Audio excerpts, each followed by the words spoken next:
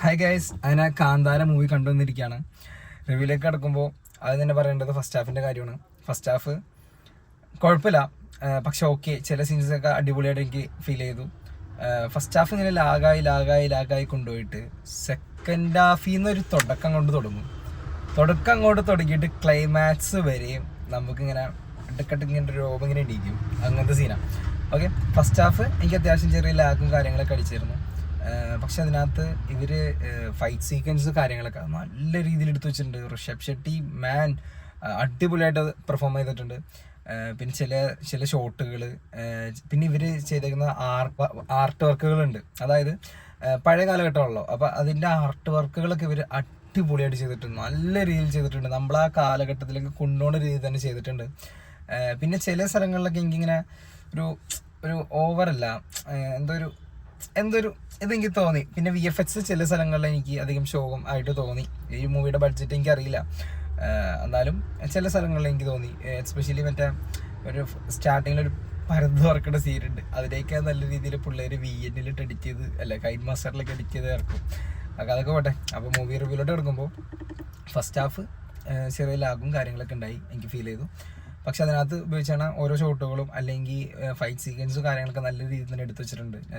Story എല്ലാം same തന്നെ, ആ സ്റ്റോറിയും ഈ സ്റ്റോറിയും സെയിം തന്നെ. പിന്നെ ഇതിലേക്ക് വരുമ്പോൾ സെക്കൻഡ് ഹാഫിൽ നിന്ന് കുറച്ച് ചേഞ്ച് വരും. സെക്കൻഡ് ഹാഫ് മുതൽ കഥക്ക് കുറച്ച് ചേഞ്ച് വരും. മറ്റേ നമ്മൾ ആദ്യം വിചാരിക്കും മറ്റേത് അതേ സ്റ്റോറി, അതായത് നാട് വീണ്ടും അവർ പിടിച്ചെടുക്കാൻ വരുന്നു, അങ്ങനത്തെ ഒരു സെറ്റപ്പ് തന്നെ. പക്ഷേ സെക്കൻഡ് ഹാഫിലേക്ക് കിടക്കുമ്പോൾ ഈ പടത്തിൻ്റെ സ്റ്റോറി മാറും. അതെന്തായാലും നിങ്ങൾ തിയേറ്ററിൽ പോയി കണ്ടിട്ട് അതിനനുസരിച്ച് നിങ്ങൾക്ക് എക്സ്പീരിയൻസ് എന്തായാലും നമ്മുടെ കമൻറ്റ് ബോക്സിലിടാം. അപ്പോൾ പടം പിന്നെ സെക്കൻഡ് ഹാഫ് എന്ന് പറയുമ്പോൾ സെക്കൻഡ് ഹാഫ് സ്റ്റാർട്ടിങ്ങിൽ തന്നെ നമുക്കൊരു ഏകദേശം ഒരു പീക്ക് കിട്ടും. അത് കഴിഞ്ഞ് വീണ്ടും ഇങ്ങനെ ഓരോന്നായിട്ട് വരും. പിന്നെ ചില സീനുകൾ അടിപൊളിയാണ്. പിന്നെ ജയറാമായിട്ട് ഇതിനകത്തെ പാട്ടുകൾ കാര്യങ്ങളൊക്കെ നല്ല രീതിയിൽ എടുത്തു വെച്ചിട്ടുണ്ട്. നല്ല സോങ്സ്, നല്ല കേട്ടിരിക്കാൻ പറ്റിയ ഗാനങ്ങളും ഈ പാട്ടുകളും എല്ലാം ഉണ്ട്. പിന്നെ എനിക്ക് ഇതിൻ്റെ സിനിമാറ്റോഗ്രാഫർ ആരാന്ന് ഞാൻ നോക്കിയിട്ട് എന്നാലും നിങ്ങൾ നോക്ക്. എന്തായാലും പുള്ളിക്ക് ഞാൻ ഒരു തംസപ്പ് കൊടുക്കുന്നു. ഓക്കെ, പിന്നെ ജയറാമേട്ടിലേക്ക് എടുക്കുമ്പോൾ പുള്ളിക്ക് ഈ അടുത്ത് ചെയ്യുന്ന നല്ല റോൾ ഇതിനകത്ത് കിട്ടിയിട്ടുണ്ട്. അത്യാവശ്യം നല്ല റോൾ തന്നെ കിട്ടിയേക്കണേ. അത് നല്ല രീതിയിൽ പുള്ളി ചെയ്തു വെച്ചിട്ടുമുണ്ട്. കുഴപ്പമില്ലാത്ത രീതിയിൽ എനിക്ക് നല്ല രീതിയിൽ തന്നെ ചെയ്തു വെച്ചിട്ടുണ്ട് ആ റോള്. പിന്നെ ഇതിനകത്ത് അഭിനയിച്ചിരിക്കുന്ന എല്ലാവരും ഏകദേശം നല്ല രീതിയിൽ തന്നെ ചെയ്തിട്ടുണ്ട് കേട്ടോ. പിന്നെ സെക്കൻഡ് ഹാഫ് ഞാൻ നേരത്തെ പറഞ്ഞ പോലെ നല്ല രീതിയിൽ തന്നെ എടുത്തു വെച്ചിട്ടുണ്ട്. ഇതിൻ്റെ എടുത്ത് പറയേണ്ടത് ഇതിൻ്റെ ഓരോ ഷോട്ടുകൾ പോയേക്കുന്നതാണ്. ഒരു സിംഗിൾ ഷോട്ടോ അല്ലെങ്കിൽ ഒരു ഫൈറ്റ് സീക്വൻസിൽ ഇങ്ങനെ ഒരു സിംഗിൾ ഷോട്ട് പോകുന്നുണ്ട്, ഇങ്ങനെ പോയി. അതൊക്കെ ഭയങ്കര രീതിയിൽ എൻജോയ് ചെയ്തു. പിന്നെ ഇതിൻ്റെ BGM കുഴപ്പമില്ല, ഓക്കെയാണ്, ഫൈൻ. പിന്നെ ക്ലൈമാക്സ് ഓക്കെ ബ്രോ, ക്ലൈമാക്സ് വേറെ ലെവൽ ക്ലൈമാക്സ്. അതിനകത്ത് നമ്മൾ വിചാരിക്കാത്ത പല കാര്യങ്ങളും വരുന്നുണ്ട്. അതൊക്കെ എന്തായാലും നല്ല രീതിയിൽ എൻജോയ് ചെയ്യാൻ പറ്റി.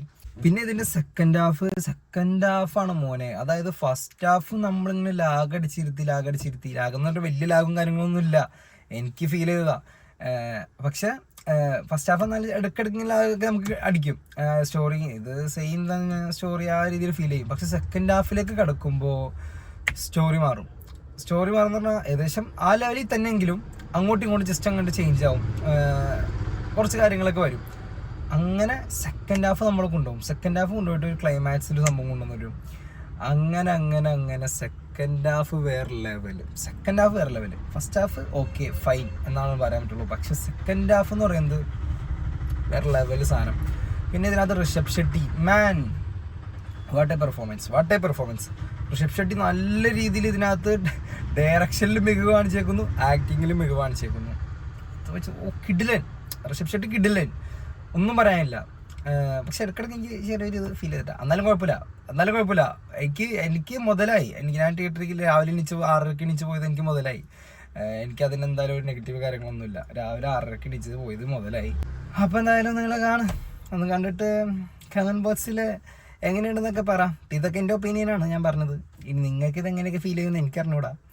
അപ്പോൾ എന്തായാലും ബൈ ഗൈസ്, ഓക്കെ.